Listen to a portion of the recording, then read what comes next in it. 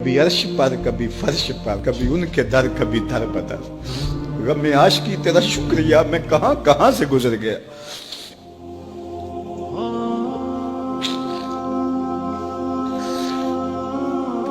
یہ میری خوش قسمتی کہ میں حضور کا امت ساری زندگی اس کا شکریہ ادا کرتا رہوں تو کہ شکر ادا. ہم حضور کے امتی نبی انتظار کرتے رہے, نبی منتظر رہے.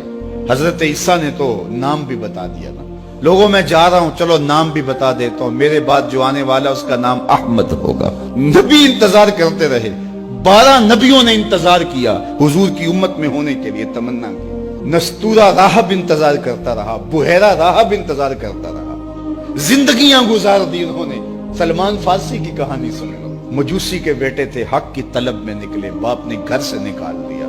ایک پادری کے پاس جا کے رکے, زندگی بھر اس کی نوکری کی. جب اس کا آخری وقت آیا اس نے کہا میری تدفین کے بعد غموریا چلے جانا, وہاں کا پادری خدا رسیدہ ہے, تجھے اس سے کچھ مل جائے گا. کہتے میں وہاں سے غموریا آ گیا. پھر اس پادری کی ساری زندگی خدمت کی. جب وہ مرنے لگا تو اس نے کہا کوئی ایسا شخص نہیں ہے جس کے پاس اب میں تجھے بھیجوں, لیکن نبی آخر الزماں کے ظہور کے لمحے آ گئے. تو یہاں سے یثرب چلا جا, وہ اس نبی کی ہجرت گاہ ہوگی, تیری زندگی سنور جائے گی. تو نے بڑی محنت کی ہے, بڑی نوکری کی ہے میری. کہتے میں نے اس کو کہا کہیں ایسا نہ ہو میں دھوکہ کھا جو مجھے کوئی نشانی بتا دے. اس نے کہا 3 نشانیاں ہیں, ایک صدقہ نہیں لے گا, دوسرا ہدیہ رد نہیں کرے گا, تیسرا 2 کندھوں کے درمیان مہر نبوت. کہتے میں نے اس کی تدفین کی, یثرب کی جانب جاتے ہوئے ایک قافلے میں شامل ہو گیا. انہوں نے مجھے پکڑ کے اپنا غلام بنا لیا, لیکن میرے پہ مہربانی یہ کی کہ مجھے بیچا جا کے مدینے میں. ایک یہودی نے مجھے خرید لیا. میں اس کے باغ میں گوڈی کرتا تھا, کام کرتا تھا, کھجوریں توڑتا تھا, لیکن میں انتظار میں تھا کہ کبھی وہ نبی آخر الزماں آئے تو مجھے دید ہو.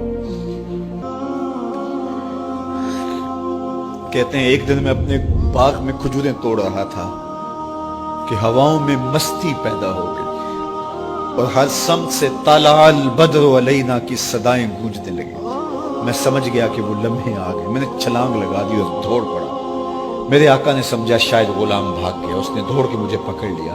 میں نے اس کو کہا کہ میں نوکر تیرا ہی ہوں, لیکن دل نوکر کسی اور کا ہے. میں بھاگوں گا نہیں, مجھے جانے دے.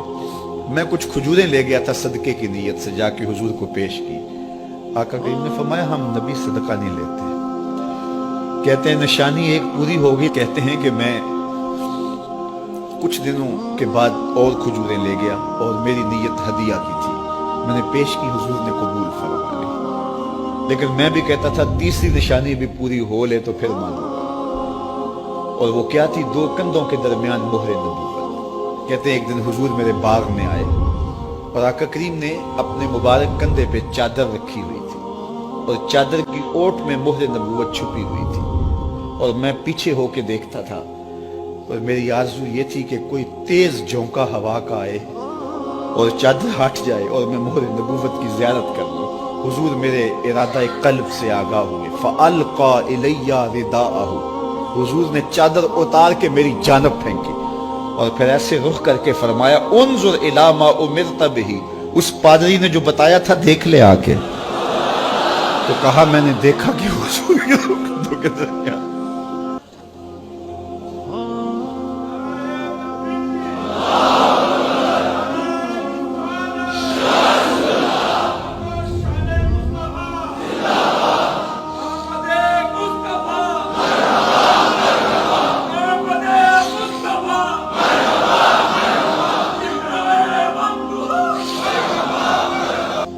ہم نے تو کوئی انتظار نہیں کیا نا, ہم نے تو کوئی دکھ نہیں سہا. ہم سوئے تھے مقدر جاگ اٹھے. ہمارے والد مسجد سے مولوی صاحب کو بلا لائے. انہوں نے کان میں آ کے کہا مبارک ہو تو حضور کا نوکر بن کے آ رہا.